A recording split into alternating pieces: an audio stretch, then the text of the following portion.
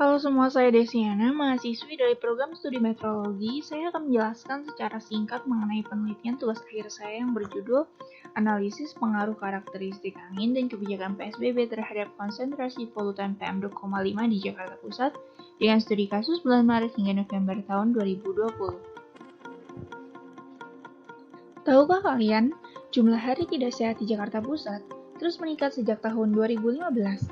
Kandungan PM2,5 di wilayah Jakarta Pusat tercatat lebih tinggi dari baku mutu yang telah ditetapkan oleh WHO dalam baku mutu udara ambien nasional. Rata-rata tahunan PM2,5 di tahun 2018 saja sudah menyentuh angka 45,3 mikrogram per meter kubik, yaitu lebih tinggi dari baku mutu WHO rata-rata tahunan, yaitu sebesar 10 mikrogram per meter kubik, dan baku mutu udara ambien nasional sebesar 15 mikrogram per meter kubik. Hal ini jelas dapat menyebabkan dampak buruk bagi kesehatan. PM2,5 sendiri dapat bersumber dari kegiatan bersifat alami seperti keletusan gunung berapi, pembakaran hutan, debu, sporan, dan lain-lain, dan dapat juga bersumber dari kegiatan antropogenik seperti transportasi, industri, persampahan, dan rumah tangga. Pencemaran udara akibat ulah manusia secara kuantitatif lebih besar daripada sumber alami. Intensitas dari suatu pencemar udara dan komposisinya akan berbeda di setiap wilayah tergantung dari banyak faktor seperti sumber polutan dan kondisi meteorologinya.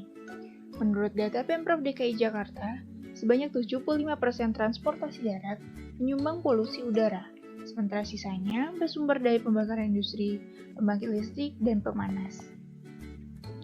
Faktor meteorologi, yaitu kecepatan angin, merupakan salah satu parameter yang mempengaruhi tingkat konsentrasi partikulat. Ketika angin bertiup kencang, maka partikulat akan tersebar lebih luas dan menurunkan konsentrasinya.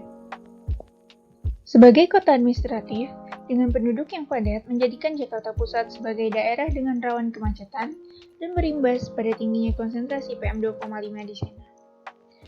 Meskipun konsentrasi PM2,5 terus mengalami peningkatan setiap tahunnya, namun hal berbeda ditunjukkan pada tahun 2020. Terjadi penurunan konsentrasi PM2,5 yang cukup signifikan dalam rentang waktu Maret hingga November 2020. Hal ini bertepatan dengan adanya kebijakan PSBB yang dilaksanakan di wilayah Jakarta. Pada penelitian ini akan dijelaskan bagaimana pengaruh dari karakteristik angin pada 3 musim kajian, serta pengaruh dari kebijakan PSBB terhadap konsentrasi PM2,5 di Jakarta Pusat. Berdasarkan gambar 1, terlihat bahwa kecepatan angin di periode MAM, khususnya bulan Maret, dan kecepatan angin di periode JJA, khususnya bulan Juli, besarnya tidak jauh berbeda. Namun konsentrasi polutan keduanya terpaut angka yang cukup jauh.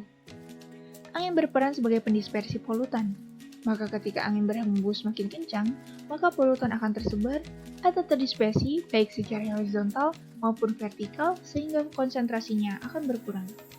Kemudian dari hasil penghitungan korelasi, menunjukkan bahwa nilai korelasi antara kecepatan angin dan PM2,5 sebesar minus 0,39. Nilai negatif menandakan hubungan antara kecepatan angin dengan konsentrasi PM2,5 yang berbanding terbalik.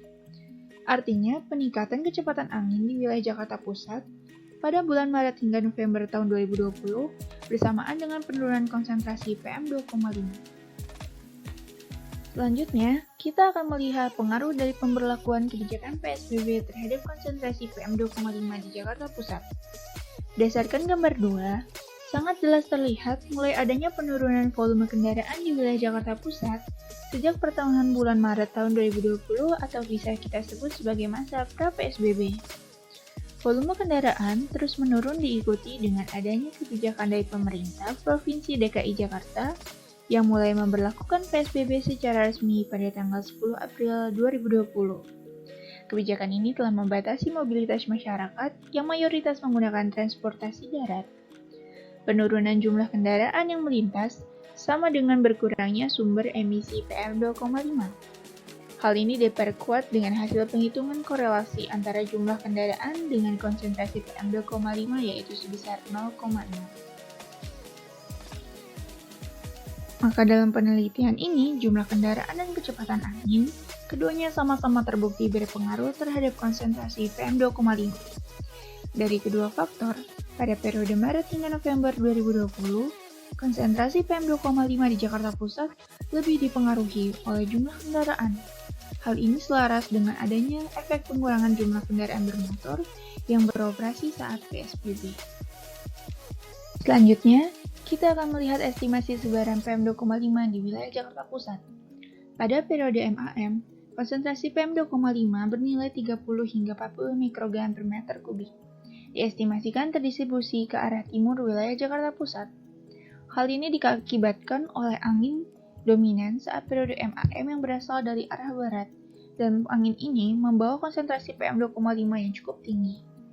Saat periode JJA, warga di bagian barat Jakarta Pusat perlu lebih memperhatikan kesehatannya, karena berpotensi terpapar PM2,5 dengan konsentrasi 45 hingga 50 mikrogram per meter kubik yang dibawa oleh angin dari arah timur.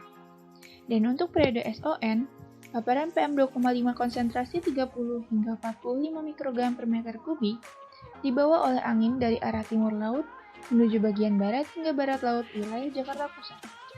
Kesimpulan dari penelitian ini adalah yang pertama, variabel kecepatan angin dan jumlah kendaraan keduanya memiliki pengaruh yang signifikan terhadap konsentrasi PM2,5 di Jakarta Pusat pada periode MAM, JJA, dan SON tahun 2020. Kedua, konsentrasi PM2,5 di Jakarta Pusat saat bulan Maret hingga November 2020 lebih dipengaruhi oleh jumlah kendaraan dibandingkan dengan kecepatan angin. Kedua variabel menyumbang 44,07% terhadap sebaran konsentrasi PM2,5 di Jakarta Pusat.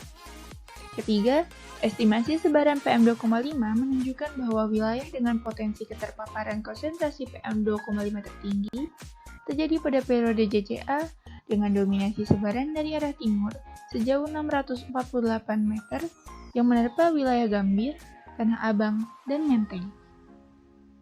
Sekian yang dapat saya jelaskan dari penelitian ini, semoga bermanfaat. Terima kasih.